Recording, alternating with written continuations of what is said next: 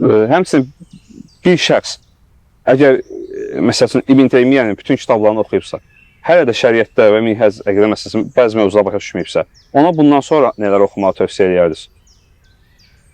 Vallahi mən bilmirəm, kimsə deyib ki, mən bütün İbn Teymiyənin kitablarını oxumuşam.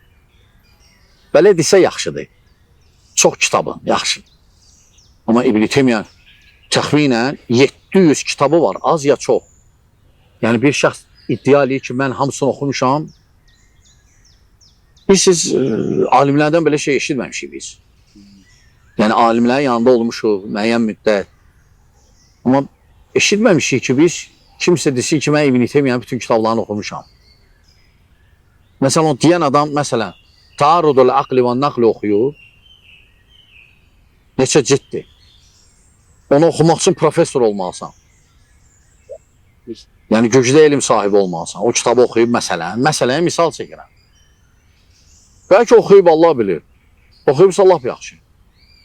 Yox, qeyd edədiniz ki, o kitabı, ümumiyyətlə, bəzi kitabları oxumaq üçün müəyyən elmi dərəcələriniz olmalı. Bəli, xüsusən Şeyxülislamın və İbn Qeymin. Əgər elmi dərəcələr yoxdursa və bir insan böyük kitablara qarışırsa, sonda yaxşı nəticə ola bilər. Koruyur da. Hələdir. Koruyur.